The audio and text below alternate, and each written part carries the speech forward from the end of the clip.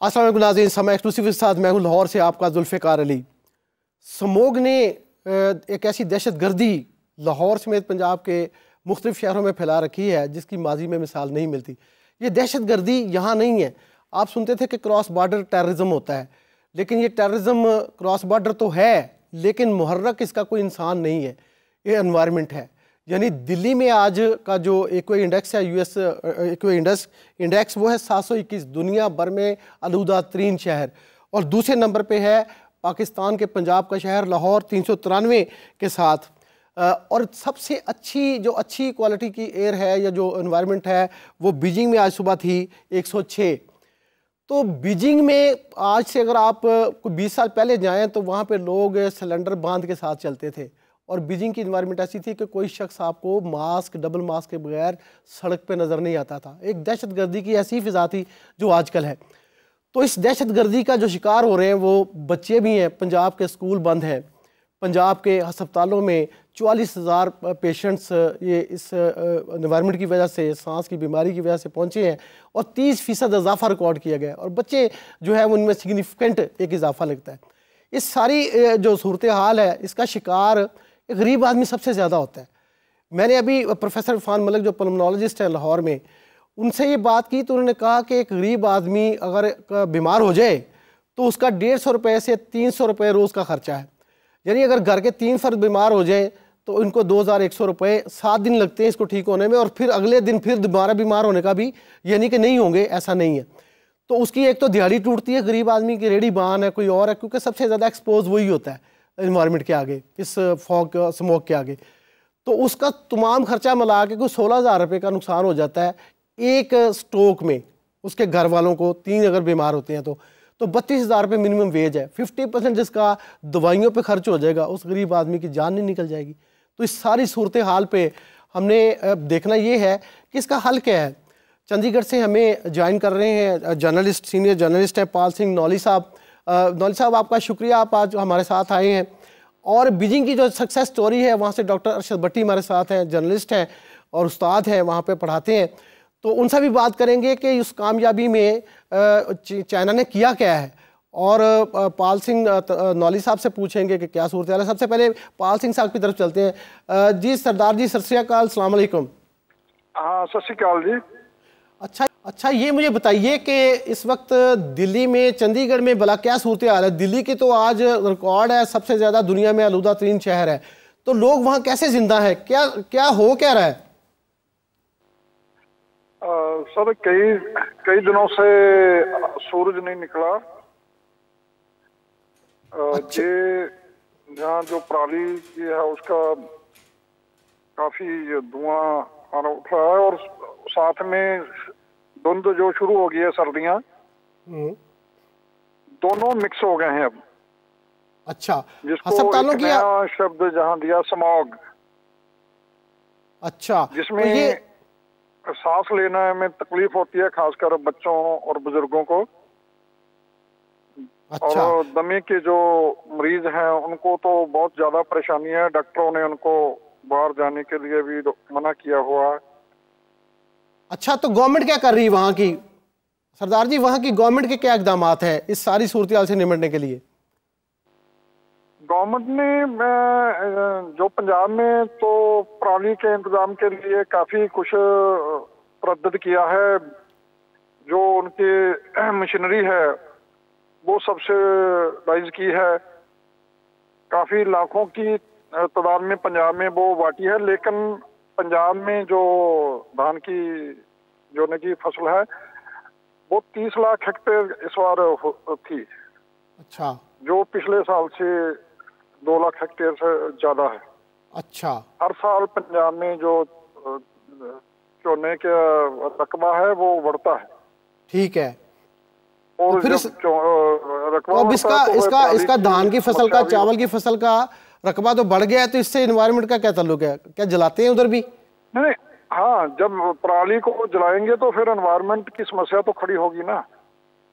अच्छा, तो लेकिन अब तो जहाँ की जो इंडिया की सुप्रीम कोर्ट है उन्होंने काफी सख्ती की है। जो नेशनल ग्राइंड ट्रिब्यूनल है उन्होंने काफी सख्ती की है इस साल पहले के मुकाबले कम पराली को आग लगी। कितनी कितनी कम आग लगी है? ये सारा लाहौर तो हमारा आपकी वजह से बर्बाद हो रहा है। नहीं, हमारी वजह से नहीं हो रहा है। किसकी वजह से? ऐसा नहीं है कि ऐसा दिल्ली वाले भी कह रहे हैं कि पंजाब का धुआं जहां आ रहा है, आप अच्छा। लाहौर वाले भी अब कहने लगे हैं। तो किधर के क्या करें फिर हम? आपको मैंने जो लिंक भेजा है हमारे पंजाब के मुख्यमंत्री का, आपने सुना होगा। हाँ, अच्छा। जो वीडियो आपके इधर लहंदे पंजाब की मुख्यमंत्री मरियम नवाज की थी, हाँ, वो भी काफी वायरल हो रही है जहां। अच्छा, तो चले आपने बता ही दिया तो अब बताएं कि जो वहाँ के पंजाब गवर्नमेंट के, जो ईस्ट पंजाब की या भारतीय पंजाब की गवर्नमेंट है, भगवंत मान जो सीएम है, वो क्या कहते हैं? वो ज़रा अपनी ज़ुबान से बताइए कि हमारी चीफ मिनिस्टर मरियम नवाज शरीफ ने ये कहा था कि इसको मिल के हल करते हैं इस मसले को। ये जो फसलों का दोनों तरफ जलाया जाना है, इसमें हम आपस में कोलैबोरेट करते हैं, ताउन करते हैं, ताकि इंसान तो दोनों तरफ मुतासर हो रहे हैं ना। तो क्या कहते हैं वो सीएम भगवंत मान, क्या कहते हैं? भगवंत मान ने, आपने सुना होगा जो मैंने लिंक भेजा है। हाँ, वो तो यही है कि हमारे ऊपर इल्जाम हर कोई लगा रहा है, दिल्ली वाले भी और अब बॉर्डर पार से भी। अच्छा, ये तो मनुष्यता की बात है। आपने सुना होगा, अगर संत सीचेयाल जी जो एनवायरमेंटलिस्ट हैं, वर्ल्ड फेमस, वो कहते हैं कि जो एनवायरमेंट का इशू किसी एक कंट्री का या एक रीजन के साथ जुड़ा हुआ नहीं है, ये वर्ल्ड वाइड है। अगर हवा चलेगी तो लाहौर की हवा जहां भी आएगी, तो जहां की हवा वहां भी आएगी। ठीक है। इसको हवा को तो बांध कर नहीं रखा जा सकता ना, इससे बॉर्डर काम नहीं करेंगे। हाँ, ठीक बात है, लेकिन मैं कह रहा हूँ कि वो मुझे जरा बता दीजिए, मैंने वो सुना नहीं अभी। आप मुझे बताइए कि चीफ मिनिस्टर भगवंत मान क्या कहते हैं कि इस एनवायरनमेंट के इशू से मिल के निपटा जाए, जो पंजाब की वज़ीर आला का एक मौक़िफ़ है जो उन्होंने ऑफर दी है या रिक्वेस्ट की है। ये तो मनुष्यता का इशू है, इसको ये तो सभी देशों को, सभी लोगों को एक साथ सोचने की जरूरत है। नहीं, ये सोच तो ठीक है, ठीक है मिलकर काम कर। नौली साहब, ये सोच तो ठीक है। मैं कहता हूँ सरकारी तौर पे कोई उन्होंने, उनके किसी बंदे ने, तर्जुमान ने या किसी वजीर ने कुछ कहा है? अभी ऐसा कुछ ऑफिशियली नहीं कहा, ना ही उन्होंने इसकी पुष्टि की है कि उनका कोई लेटर मिला है ना मरियम नवाज का। अच्छा, ऑफिशियली अभी कुछ नहीं। ऊपर जो टिप्पणी कर रहे थे कि हम के ऊपर ब्लेम लगा रहा है, जबकि हमारे जहां इतना पराली का धुआं नहीं है इस बार, क्योंकि अच्छा, सरकार ने काफी प्रबंधन किया हुआ है। अच्छा, तो मुझे ये बताएं, जो सरकार ने इंतजामात किए हैं, जो सुप्रीम कोर्ट का ऑर्डर है, तो फिर कितने किसानों को क्या सजा क्या है, कितनों को हुई है? कोई हुई है ये धान की फसल जलाने पे, ये उसकी बाकिया जलाने पे? किसी को नहीं हुई। तो सजा तो किसी को नहीं। जुर्माना लग रहा है, केस दर्ज हो रहे हैं। अच्छा, लेकिन इसमें अकेला प्रदूषण के लिए किसान जिम्मेवार नहीं है। अच्छा, ये तो एक लिमिटेड समय में होता है, जबकि इंडस्ट्री है वो सारा साल करती है। आज तक किसी इंडस्ट्री के ऊपर कोई जुर्माना या उसको कोई कैद नहीं हुई, जबकि सबसे ज्यादा प्रदूषण इंडस्ट्री का होता है। अच्छा, यानी आप समझते हैं कि दिल्ली में और चंडीगढ़ में और अमृतसर में, जो पंजाब में, जो वहाँ पे एनवायरनमेंट का ये मसला स्मोक है, इसमें इंडस्ट्री का ज़्यादा शेयर है? नहीं, वो तो लगातार होता है उनका तो। अच्छा, चलिए आप हमारे साथ रहिएगा, आप साथ रहिएगा नौली जी। हमारे साथ मौजूद हैं डॉक्टर अरशद भट्टी। अरशद भट्टी साहब, आपने पाकिस्तान के पंजाब की और इंडियन पंजाब की सूरत हाल देखी है, सुनी। अब आप बताइए कि ये जो बीजिंग में आज क्या सूरत हाल है? आपने फुटेज भी भेजी, हम चला भी रहे हैं, तो इसको देखते हैं लोग। चंडीगढ़ की फुटेज भी है, लाहौर की भी है और बीजिंग की भी है। तो डॉक्टर साहब ये फरमाइए कि कैसे काबू पा लिया, ये सारा कुछ कैसे ठीक हुआ है? जी, बहुत शुक्रिया मेतू साहब। सबसे पहली चीज़ तो मैं उस फुटेज के हवाले से कहूँगा। आज बीजिंग में रिमझिम बारिश जो है वो बरस रही है सुबह से थोड़ी थोड़ी, और फुटेज में भी आपने देखा होगा कि एक फोगी सा माहौल है, लेकिन वो स्मोक नहीं है, वो बारिश की वजह से ऐसा हम्म लग रहा था। हम्म आमतौर पर वो अभी इन दिनों ऑब्जर्व करता हूँ, मैं देखता हूँ बीजिंग का आसमान नीला है। हम्म और ये नीला आसमान बीजिंग का आहिस्ता आहिस्ता से हुआ है। मैंने जब पहली दफ़ा चीन में विजिट किया था 2014 में, तो हम्म थोड़ी सी मैं उसकी सूरत हाल बयान करूंगा, और उसके बाद आज की जो सूरत हाल है वो बयान करूंगा। और चीनी हुकूमत ने उसको हल करने के लिए, स्मोक के मामले को हल करने के लिए क्या क्या मेजर्स लिए, क्या क्या हम्म। इकदाम किए, इस हवाले से थोड़ी सी बात करूंगा। नहीं, बड़ी इंपॉर्टेंट तो है जब आपकी मैं बात। 2014 में यहाँ पर आया, तो मैंने देखा कि यहाँ पर बहुत ज़्यादा स्मोक का मामला था। और लोगों ने, हर बंदे ने तकरीबन फेस मास्क जो है वो पहना हुआ था। और फेस मास्क के बगैर चीनी खास तौर पर घरों से बाहर नहीं निकलते थे। तो अच्छा। पहली चीज़ जो गवर्नमेंट ने की, वो लोगों को सेंसिटाइज्ड किया हम्म कि इस इशू के हवाले से उनकी अवेयरनेस हो। सबसे पहले तो वो अपना घरों से बाहर ना निकलें गैर ज़रूरी तौर पर, और अगर निकलें तो फेस मास्क का इस्तेमाल करें। तो चीनी जो है वो कोविड के ज़माने से पहले ही फेस मास्क लगाने के जो है वो आदी थे। तो उस वक्त कभी शाज़ो नाज़र ही ऐसा होता था, जब कभी कोई तेज़ हवा चले तो आसमान कुछ देर के लिए नीला हो जाए। वरना जो है वो हर वक्त बीजिंग के आसमान पर धुंध जो है वो छाई रहती थी, और वो कोई आम धुंध नहीं थी। पहले तो मैं समझा जिस तरह हमारे यहाँ पंजाब में, लाहौर में, गिरदो नवाब में सर्दियों में धुंध पड़ती है, शायद ये उस तरह की धुंध है, लेकिन वो धुंध नहीं थी। वो बड़ी जहरीली टॉक्सिक स्मोक थी, जो कि मेरा ज़ाती ख्याल है कि जो आज हमारी वहाँ पर स्मोक है उस जैसी थी या उससे भी बढ़ के थी। हम्म उसकी वजह ये थी कि चीन की जो इंडस्ट्रियलाइजेशन है वो 80 की दहाई में शुरू हुई, और लोगों के पास पैसे आना शुरू हुआ, और लोगों ने बेशुमार गाड़ियां खरीदना शुरू की। तो बीजिंग में गाड़ियां जो है वो एक बहुत बड़ी वजह थी। बहुत ज़्यादा गाड़ियां इस्तेमाल होती थी, और जाहिर है वो सारी गाड़ियां जो हैं वो फ्यूल इस्तेमाल करती थी।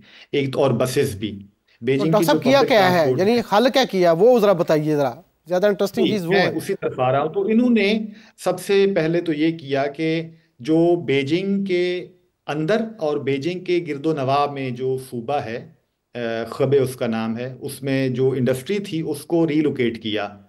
और बीजिंग के जो अंदर इंडस्ट्री थी, उस इंडस्ट्री को भी रीलोकेट किया, और लोगों को उस हवाले से हेल्प आउट किया। जिनकी इंडस्ट्री थी उनको पैसे दिए और उनको बाहर लेके गए। उससे दो चीज़ें हुई। एक तो ये हुआ कि इंडस्ट्री कम होने की वजह से जो इंडस्ट्री से खारिज होने वाले टॉक्सिक गैसेस थी, उनकी वजह से स्मोक जो बनती थी वो कम हुई। हम्म, दूसरा ये है कि आबादी शहर की वो कम होना शुरू हो गई, क्योंकि जो फैक्ट्रीज में काम करने वाले लोग थे वो भी साथ ही शिफ्ट हो गए।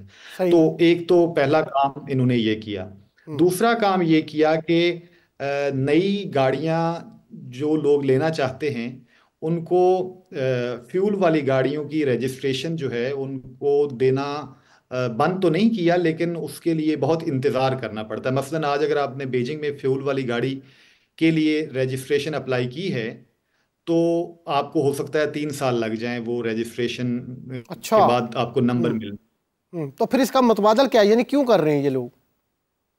का नंबर मिलता है तो आप क्या रजिस्ट्रेशन क्यों नहीं कर रहे? नहीं, मसला कि क्योंकि वो इसका फिर नहीं चाहते। नहीं, वो तो जी ठीक है, वो मैं नहीं उधर उधर चाहते, ही तो आ रहा अब हूँ। गाड़ी, फिर गाड़ी लोग चलाते क्या है?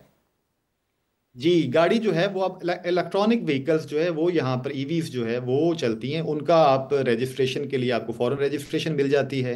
और अच्छा। अब बीजिंग की सड़कों पे मैं देखता हूँ कि जो इलेक्ट्रिक गाड़ियाँ हैं उनकी नंबर प्लेट्स जो हैं वो ग्रीन हैं। शायद अच्छा। वो ग्रीन एनर्जी के तौर पर उन्होंने, पहले आमतौर पर ब्लू होती थी, तो जो ग्रीन नंबर प्लेट्स वाली गाड़ियाँ मैं देखता हूँ कि वो उनकी तादाद आए दिन बहुत ज़्यादा बढ़ रही है। यानी यानी अगर अब अगर चार अगर गाड़ियां हैं तो उसमें ग्रीन कितनी है, अगर चार गाड़ियां सड़क पे मेरा नजर आती ख्याल हैं? है कि उनमें उनमें 3 गाड़ियां तो ऐसी होंगी जो अच्छा। शहर के अंदर है। बाहर का मामला मुख्तलिफ है। अच्छा। बीजिंग देखें, बीजिंग का इन्होंने एक सिस्टम ये बनाया हुआ है कि बीजिंग के 6 रिंग रोड्स हैं जो हम्म बीजिंग को पूरी तरह से घेरते हैं। हम्म तो हर गाड़ी का नंबर जो है उसको उससे पता चलता है कि वो कौन से रिंग रोड के अंदर तक जा सकता है। मसलन कोई ऐसी अच्छा, गाड़ी ये है जरा क्विकली मुझे जरा बीजिंग। बताइए कि बाकी क्या इकदाम किए। एक तो उन्होंने इलेक्ट्रॉनिक गाड़ी ले अच्छा, आए। हाँ। जी जी जी। उसके बाद इन्होंने ये किया कि विंड जो फिल्ट्रेशन टावर हैं उनका भी, लेकिन वो बहुत मामूली तौर पर ज़ाहिर है वो कर सकते हैं जहाँ पर आबादी का बहुत ज़्यादा दबाव होता है, जैसे स्टेशन हैं, रेलवे स्टेशन हैं या सबवे स्टेशन हैं या बस स्टेशन हैं, वहाँ पर इन्होंने फिल्टर करने के लिए विंड टावर जो है उनका इस्तेमाल भी किया, आबादी हम्म पे कंट्रोल किया। उसके हम्म बाद जो है ट्री प्लांटेशन जो है वो बीजिंग में पिछले सालों में बहुत ज़्यादा हुई है। बीजिंग जो है, जिस तरह हम कभी कहते थे लाहौर बागों का शहर है, तो मेरे ख्याल में लाहौर जो है अब बीजिंग जो है वो बागों का और पार्क्स का और झीलों का और दरख्तों का शहर बन गया है। तो ठीक। ये कोई 4-5 चीज़ें ऐसी इन्होंने की। मेरे ख्याल में इसके पीछे सबसे बड़ी वजह जो है कि गवर्नमेंट की जो पॉलिटिकल विल है, हम्म वो जो पॉलिटिकल बैकिंग है, वो सबसे बड़ी वजह है, क्योंकि उन्होंने एक पॉलिसी बनाई और उस पर वो डट गए और उन्होंने कर दिखाया। सिर्फ 8-7 सालों में बीजिंग का आसमान बिल्कुल नीला कर दिया। अब लोग जो है वो बड़े आराम से यहाँ सांस लेते हैं, जबकि हमारे पास जो ये इशू नहीं था अब वो इशू बन गया है। जी शुक्रिया डॉक्टर साहब, बड़ा अहम हमारे साथ राजा जहांगीर हैं, सेक्रेटरी माहौलियात पंजाब। ऐसा आपने दोनों तरफ की सूरत हाल देखी है जी। अब यह है कि क्रॉस बॉर्डर वो कहते हैं कि हम भी फसलें तो जलती हैं, अब जो सैटेलाइट इमेजेस आए हैं यूएस से वो भी आपने देखे। आपने एक पॉलिसी बनाई पंजाब गवर्नमेंट ने कि हम फसलों को नहीं जलाने देंगे जी। हम मोटर व्हीकल्स को जो अनफिट है उनको सड़क पे नहीं आने देंगे, लेकिन वो कुछ नहीं हुआ, बल्कि उल्टा स्कूल बंद करना पड़े, मोटरवे बंद करना पड़े, सड़कें बंद करना पड़ी, हॉस्पिटल्स भर गए और हर तरफ जो है वो स्पोर्ट्स बंद करनी पड़ी। तो ये सारी चीज़ें, एयरपोर्ट बंद करने पड़े। तो डॉक्टर वो राय साहब, जो इक़दाम गवर्नमेंट ऑफ पंजाब ने प्रॉमिस किए थे, यानी ये एकदम से तो नहीं आया ना, तो क्या बना उनका? अच्छा, मैं आपके माशाल्लाह दोनों ने बड़ी रेलेवेंट गुफ्तगू की। 5 बुनियादी मसाइल हैं जो चाहे बीजिंग हो, चाहे इंडियन पंजाब हो या हमारा पंजाब या हमारा पाकिस्तान हो, उसमें एक है आपकी ट्रांसपोर्ट, दूसरी है एग्रीकल्चर, तीसरी है आपकी फ्यूजिटिव डस्ट, ये कंस्ट्रक्शन, चौथी है भट्टे और 5वीं है इंडस्ट्री। ये 5 एरियाज़ हैं। जब इस हुकूमत ने महतू साहब, मैं भी इधर था, आप भी इधर ही थे, पहले हुकूमतें सितंबर अक्टूबर में ये काम शुरू करती थी और जनवरी में जब ये स्मॉक ख़त्म होती थी तो अपने दूसरे कामों में लग जाती थी। 3-4 माह साहब मीडिया हो जाए, हम लोग हो जाएं, वकला सब लोग शुरू हो जाते थे smoke smoke smoke. Once it's over या out of sight out of mind, उसके बाद दोबारा अपने बिजनेस एज यूजुअल होता था। इस दफ़ा हुकूमत ने मार्च में जब टेक ओवर किया तो उसके बाद इन्होंने एक, अच्छा इसमें एक और बात बताता चलूँ, इससे पहले ये सिर्फ जिम्मेदारी इन्वायरमेंट डिपार्टमेंट की होती थी, वही इन्वायरमेंट डिपार्टमेंट ही भुगत रहा होता था सारी तरफ। इन्होंने होल ऑफ गवर्नमेंट अप्रोच के साथ इन 5 इदारों के जो डील करने वाले सेक्रेटरीज हैं या डिपार्टमेंट्स हैं और इसके अलावा दीगर भी इदारे जो इसके लिए हेल्प कर सकते हैं, उसकी एक इन्होंने होल ऑफ गवर्नमेंट अप्रोच के साथ उस पर काम शुरू किया। मैं एक एक करके आपको 1-1 मिनट लूँगा, ज़्यादा नहीं लूँगा। सबसे पहले स्टबल बर्निंग, पाल साहब ठीक फरमा रहे थे कि ये दोनों तरफ के जो हमारे काश्तकार हैं, चाहे वो इंडियन पंजाब है या पाकिस्तानी, इनकी एग्री प्रैक्टिसेस बिल्कुल सेम है, इनका क्रॉपिंग पैटर्न सेम है, सदियों से इकट्ठे हैं, इनका क्रॉपिंग पैटर्न सेम है, वेदर चूँकि सेम है, इनका जो बिहेवियर और माइंडसेट सेम है। अच्छा, अब इसमें इसको देखते हुए उनके यहाँ 30 लाख एकड़ रकबे पे चावल काश्त हुआ और हार्वेस्ट हुआ, हमारे 66 लाख हुआ, और जो फरमा रहे थे कि 2 लाख ऐड हुआ, हमारे यहाँ 10% यानी 6 लाख एकड़ इजाफा हुआ। अच्छी खबर, उधर से डबल है, डबल, और अच्छी खबर है पाकिस्तान के लिए कि ये चावल अब एक्सपोर्ट होगा और फॉरेन एक्सचेंज आएगी, और ये अच्छी खबर है कि पाकिस्तान में चावल की काश्त बढ़ी है। लेकिन जब ये डाटा आ रहा था एग्रीकल्चर डिपार्टमेंट से तो मेरा परेशानी बढ़ रही थी कि अब इस साल 10% ज़्यादा आगे लगाई जाएगी। अच्छा, हमने 4 माह पहले से इसको अवेयरनेस शुरू की, बड़ी एग्रेसिव, पहली दफ़ा हमने काश्तकारों की कमेटियाँ बनाई, उधर गए हम लोग एग्रीकल्चर डिपार्टमेंट, हमारी टीमें, कि आपने नहीं जलानी। अच्छा, लेकिन मसला क्या है, क्यों जलाते क्यों है, ये भी तो बड़ा इंपॉर्टेंट है। वो गंदम उगानी है, गंदम उगानी है जी। हमने फिर इसका ये किया, हुकूमत पंजाब ने, वज़ीर आला ने इसको 60% सब्सिडी पे सुपर सीडर्स दिए, 1000 सुपर सीडर। चूँकि आप भी पाल सिंह साहब से पूछ रहे थे कि आप लोगों ने किया क्या, पकड़ दकड़ में मैं नंबर दे देता हूँ। हमने 425 FIRs दी, कुछ 435 काश्तकार गिरफ्तार भी हुए, जुर्माने भी हुए, ये एक साइड स्टोरी है। लेकिन हुकूमत ने उनको अल्टरनेट ऑप्शन भी देनी थी, हुकूमत ने उनको 1000 सुपर सीडर्स दिए और 60% सब्सिडी। ये 12.5 लाख की एक मशीन है, 8 लाख हुकूमत ने दिया, 4.5 लाख रुपया काश्तकार ने दिया। ये 5000 हमने देने हैं इस साल, अभी दिसंबर से पहले इंशाल्लाह 4000 और आ जाएंगे। हमने वो करता क्या मशीन, वो 4000 काफी, मुझे पता है वो बेल बनाती है, उसको नहीं बेल नहीं, वो उसका जो श्रेड करती है और जमीन का हिस्सा बना देती है, जमीन में दबा देती है, जी हाँ, और उसकी वहीं पे सो भी कर देती है। आप बिल्कुल ठीक पहुंच गए। इसके बाद हमें ये खत्म इनफ नहीं है, ये काफ़ी नहीं है, हुकूमत को 2 इंटरनेशनल इदारों ने रब्ता किया, कंपनीज। अब ये आने वाले दिनों में इंशाल्लाह अगले साल से पहले वहाँ पे इसकी बायो रिफाइनरीज लगने लगी हैं। ठीक है। ये $750 मिलियन की इन्वेस्टमेंट है और एक बहुत बड़ी कंपनी ऑस्ट्रेलिया की आ गई है, वो अभी गुजरांवाला के एरिया में वो इस पे लगाने लगे। इसका मतलब ये हुआ कि अगले साल ये नहीं होगा? नहीं, मैं ये नहीं कह रहा, मैं अगली बात अभी तो आपको मैंने एग्रीकल्चर की बात की जी। दूसरा हिस्सा है ट्रांसपोर्ट का। बिल्कुल भट्टी साहब बिल्कुल ठीक फरमा रहे थे। ये बेसिकली लाहौर में अगर नंबर दूं आपको, लाहौर में 52 लाख मोटरसाइकिल रजिस्टर्ड हैं एक्साइज डिपार्टमेंट के साथ, 5.2 मिलियन, 1.3 मिलियन यानी 13 लाख गाड़ियां हैं सारी। अच्छा, अब ये सारी की सारी जो ट्रांसपोर्ट है, अच्छा पूरे पंजाब में तकरीबन 2.25 करोड़ है। अब ये सारी की सारी गाड़ियां मोटरसाइकिल ये धुआं देते हैं। डॉक्टर साहब ये हम कर कह रहे हैं, सही फरमा रहे हैं आप, ये सारे मकसद ये है कि 5 डिपार्टमेंट लगे हुए हैं। उन्होंने कहा ट्रक नहीं आएगा रात को, उसके बाद नहीं आएगा, ट्रक यहाँ पे घूम रहे हैं। हमने कहा था फसलें नहीं जलेंगी, वो जल रही हैं। हमने कहा था फ्यूल जो है वो क्वालिटी उसकी बेहतर की जाएगी, वो बैड क्वालिटी का डीजल भी और पेट्रोल भी बिक रहा है, उसकी कोई मेजरमेंट करने वाला नहीं है। अब ये सारा इंटीग्रेटेड एफर्ट थी ना गवर्नमेंट ऑफ पंजाब की, एक ऊपर में फेडरल गवर्नमेंट का ओगरा डिपार्टमेंट भी है जिसने ये रेगुलेट करना है पेट्रोल को। अब ये हो नहीं रहा और सफ़र कर रहा है वही गरीब आदमी, जिसलिए मैं कह रहा हूँ कि जो मर जाएगा, यानी वो एक तरह तो बीमारी से मरेगा, दूसरा एक्सपेंसिव से मरेगा। आपकी बड़ा अच्छा सवाल। मैं तो साहब ये कोई हुकूमत को आए हुए 6-7 महीने हुए हैं, ये मैं जो एफर्ट्स की बात कर रहा हूँ और जो मैंने एफर्ट्स अभी बताने थे, लेकिन आपको मैं जवाब पहले दे देता हूँ। ये एक दिन में नहीं होता जी, ये हादसा एक दिन में नहीं होता। ये मैंने और आपने मिलके ये इस नहज पे नेचर को पहुंचा दिया है कि अब नेचर रिस्पॉन्ड कर रही है। अभी आपने भट्टी साहब की बात सुनी, पूरी दुनिया में, मैं आपको बल्कि भट्टी साहब तो चाइना में 1952 में लंदन स्मोक या ग्रेट स्मोक के नाम से दुनिया जानती है, और उन्होंने 1956 में जाके क्लीन एयर एक्ट पास किया और उनको 2 दहाइयां लगी स्मोक से लड़ते हुए। ये भी उनको भी 1 दहाई लगी है, चाइना को भी लगी। चाइना ने 1998 में स्ट्रेटजी बनाई। भट्टी साहब जानते हैं 2008 में बीजिंग ओलंपिक्स होते हैं, वहाँ पे पूरे का पूरा चाइना बंद करना पड़ा उनको, नॉट जस्ट बीजिंग, पूरे का पूरा चाइना बंद करना पड़ा, गाड़ियां बंद करनी पड़ी ताकि वो 20 दिन में अपनी ओलंपिक्स करवा सके। 2008 की बात है। उसके बाद से $400 अरब अमेरिकन डॉलर उन्होंने लगाए हैं चाइना ने शिफ्ट करने में। ये सुनने में आसान लगता है कि इलेक्ट्रिक गाड़ियां, आपके टावर सिस्टम्स, ये सारी चीज़ें बड़ी आसान लगती है। इसके लिए कितनी बड़ी इन्वेस्टमेंट। पहली दफ़ा इस हुकूमत ने 10 अरब रुपया रखा स्मॉग के लिए कि जी टेक्नोलॉजी लेके आए। मैं अभी भी जहाँ से उठ के आ रहा हूँ वहाँ पे बार बार कहा जा रहा है कि जो भी इंटरनेशनल टेक्नोलॉजी एयरलिफ्ट हो सकती है, मतलब आप उसको सिस्टम नॉर्मल सिस्टम प्रिक्योरमेंट में ना जाएं, एयरलिफ्ट कराएं, उस पर खर्च करें और गवर्नमेंट चाह खर्च करें। जंगी साहब, ये इक्विपमेंट तो आ जाएगा, मैं कह रहा हूँ कि जो रेगुलेशन डंडे से होनी है। जी जी, बस एक नंबर वो बताता हूँ आपको। अब आप देखिए, बड़ी इंपॉर्टेंट बात है, पंजाब में 11,000 भट्टे हैं, हमने 800 भट्टे गिराए हैं 6 महीने में। मैं आपको एक एक भट्टे का एड्रेस, वीडियो, फोटो और वो सब FIR दिखा सकता हूँ। कंस्ट्रक्शन बंद है सर? नहीं जी, बिल्कुल बंद नहीं है, क्योंकि कंस्ट्रक्शन बंद करेंगे आपका मजदूर भी, ये बड़ी डबल एज्ड है, ये डबल एज्ड चीज़ है जी।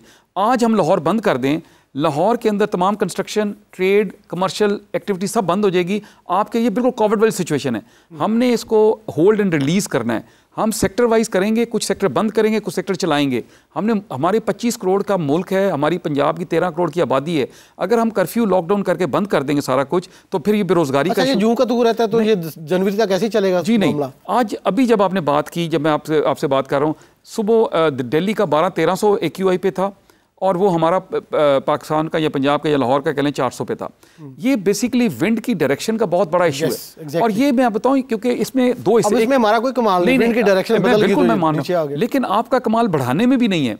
मतलब अगर आप कमी की क्रेडिट जो है वो नहीं लेते, तो आप वो जो बढ़ जाता है उसकी डिस्क्रेडिट भी नहीं दे सकते। आजकल तो वहां पे कुछ नहीं चल रहा, अब तो खत्म हो गया। नहीं, किसने कहा आपको? मैं आपको नहीं, 90 कट गई फसल, तो कब की कट गई? नहीं सर, फसल कटने के बाद ही आग लगती है। नहीं, वो कट गई, गंदम भी वो अब तो नहीं, मैं अर्ज कर देता हूं। अभी जो डाटा है मैं आपको नाज़रीन से शेयर कर दूं, 90% इस वक्त फसल कट चुकी है और 10% अगले 10-12 दिनों में कटेगी। और ये सारे का सारा एरिया वो रह गया, बासमती वाला एरिया। जी, बासमती वाला एरिया, शाबाश। अब इंडियन पंजाब में भी जो नासा की फोटोज हम शेयर करते हैं वो मेरी आपकी सैटेलाइट की नहीं है, वो एक अमेरिकन सैटेलाइट की पिक्चर है जो वेदर साइट दिखाती है। दोनों तरफ आग बराबर लगी हुई। मैं बिल्कुल नहीं कह रहा कि किसान हमारा नहीं कह रहे हैं। अच्छा, लेकिन अब हमने करना क्या? हमने ये 8-10 साल मीडिया को सबसे ज्यादा रोल प्ले करना पड़ेगा। मैं तो सब आप गवर्नमेंट को बिल्कुल जरूर करें, गवर्नमेंट का काम है करना। मीडिया भी 2 महीने ये प्रोग्राम करके उसके बाद खत्म, गवर्नमेंट भूल जाती है। को तो पता है आपको, अपना बहुत ज्यादा बहुत चीजें और बहुत सारे एजेंडा। इसी तरह अवाम, मेरी आवाम से अपील, हम आवाम को, ये वो आवाम है जिसको हम अपने हाथ से मास्क दे रहे हैं, उनको पता है दुनिया में 70 लाख लोग सालाना आलूदगी से मरते हैं, पाकिस्तान में 2.5 लाख लोग आलूदगी से मरते हैं। ये आपका जो लंग्स का कैंसर है, ये जो आपका एजमा है, ब्रोंकाइटिस है, जो आपकी ये ये जो अपने सबसे ज्यादा डॉक्टर साहब बता रहे थे, इरफान मलिक साहब बता रहे थे कि सबसे ज्यादा वो मुतासर हो रहे हैं जो पहले से बीमार हैं, जिनको कोई लंग्स का कोई इशू है, या वो जो सिगरेट नोश है। बिल्कुल ठीक, ये सबसे ज्यादा। मैं तो सब आपके चैनल से ये जरूर जानना चाहिए आवाम को कि जो 52 लाख मोटरसाइकिल चल रहे हैं, गवर्नमेंट ये करने जा रही है कि रेट्रोफिटिंग के तहत वो गैसोलीन इंजन चेंज करके इलेक्ट्रिक इंजन करवाने जा रही है। कितने पैसे देने पड़ेंगे? जी बिल्कुल। इस वक्त जो 3 कंपनियां हमारे साथ निगोशिएट कर रही हैं, वो उसको 50,000 पे अड़े हुए हैं, हम उनको कह रहे हैं कि इसको 30,000 तक लाया जाए ताकि आम आदमी भी करवा सके। 30,000 में इंजन जो पेट्रोल वाला है वो इलेक्ट्रिक में चला जाएगा। ये हमारी ख्वाहिश है। बात कहाँ तय होती है, इलेक्ट्रिक कहाँ से, वो चार्ज वार्ज कहाँ से होगी बैटरी? जी उसके लिए ये घरों में भी चार्जिंग हो जाती है जी, जैसे आपके मोबाइल चार्जेस होते हैं, ये उसी तरह का है। उसके अलावा हुकूमत क्या करने जा रही है, हुकूमत इंशाल्लाह इसको फ्री ऑफ चार्ज, शुरू में जैसे आपको याद होगा जब चाय गोरा बेचने आया था तो फ्री देता था, हम भी चाहेंगे लोगों को शिफ्ट करें, जैसे अभी भट्टी साहब बता रहे थे कि वहाँ पे गैसोलीन जो गाड़ियाँ कब तक हो जाएगा, कब तक है ये? बिल्कुल, इस वक्त भी ट्रांसपोर्ट डिपार्टमेंट हमारे इसी पे काम कर रहा है इंशाल्लाह। मैं ये कह रहा हूँ, हमें, मैं आपको एडमिट करता हूँ, हमें इतनी बड़ी जो इस दफ़ा चेंज आई है, ये 400-450 तक रहता था अपने पीक साइड टाइम पे भी, इस दफ़ा ये जो ऊपर टच किया 1000 को, 1200 को, 1500 को, और ये इंडिया के लिए भी रिकॉर्ड बना है, दिल्ली का भी रिकॉर्ड कभी 1200-1300 पे नहीं गया। ये फिनोमेना, वेदर फिनोमेना, और ये पूरे कई सालों से हम इस खराब कर रहे हैं वेदर को, अब वेदर ने हमें हमारे सामने खड़ा हो गया आके। सही बात। लेकिन मैं तो साहब इसमें मेरा, आपका, आवाम का, सिर्फ हुकूमत का ये नहीं है जिम्मेदारी, हर उस शख्स की जिम्मेदारी है जो इसका कंट्रीब्यूटर है। मोटरसाइकिल वाले अपने मोटरसाइकिल का धुआं ठीक रहे, 13 मोटरसाइकिल के धुआं निकलने में 700-800 रुपये में ट्यूनिंग नहीं करवाते उसकी, 700-800 रुपये में ट्यूनिंग करवा ले, मोटरसाइकिल धुआं देना बंद कर देंगे। बहुत शुक्रिया राय साहब। अपना नौली साहब, क्या आप मुझे बताइए कि वहाँ पे लोगों में ये अवेयरनेस आई है, दिल्ली में, चंडीगढ़ में, पंजाब में, कि ये फसलें ना जलाएं या बगैर गवर्नमेंट के कहने से? यानी ये तो लोगों की अवेयरनेस है। वो हमें बताया डॉक्टर साहब ने बीजिंग से कि लोगों में अवेयरनेस आई है, यानी लोगों को वहाँ की हुकूमत ने कायल किया कि आप एनवायरनमेंट को ख़राब ना करें। तो क्या वहाँ पे दिल्ली में या चंडीगढ़ में या पंजाब में है ये अवेयरनेस? को दबाते हैं उससे मल्चर, उससे ज़्यादा पैदावार होती है, खास करके जहाँ आलू की बेल्ट है वहाँ तो ये ज़्यादा लोग पराली को जलाते नहीं है। नहीं वो ठीक बात है, लेकिन वो ये समझते नहीं कि उनके अपने बच्चे मुतासर हो रहे हैं। उनके अपने बच्चे मुतासर हो रहे हैं, वो समझते नहीं इस बात को? बिल्कुल समझते हैं, लेकिन कुछ ऐसे लोग भी हैं जो कहते हैं कि हमारे पास सामान नहीं बचा, हमारे पास कोई प्रबंध नहीं है, लेकिन अवेयरनेस आ रही है लोगों में, अवेयरनेस आ रही है। जी बहुत शुक्रिया, बहुत शुक्रिया आपका नौली साहब, राजा जहांगीर साहब आपका भी बहुत शुक्रिया, डॉक्टर साहब अरशद साहब बीजिंग से हमारे साथ थे, आपका भी बहुत शुक्रिया। बड़ा अहम प्रोग्राम, और मैं समझता हूँ कि हमने कंट्रीब्यूट किया है बीजिंग से और दिल्ली से और लाहौर को शामिल करके। ये साझा मसला है, ये ऐसी मौत है, ये नहीं देख रही कि ये इंडिया का बच्चा है, ये पाकिस्तान का बच्चा है, ये अफ़गानिस्तान का बच्चा है, ये मुल्तान का बच्चा है, किस शहर का बच्चा है, लेकिन ये है इंसान का बच्चा। इसके लिए सबको मिल के हमें काम करना है। मैं समझता हूँ कि नरेंद्र मोदी साहब को और वज़ीर-ए-आज़म शहबाज शरीफ साहब को इसमें डायरेक्टली बात करनी चाहिए। ये साझा इशू है, साझा मसला है, और सांझ से ही हल होगा। आपका बहुत शुक्रिया, आप हमारे साथ रहे।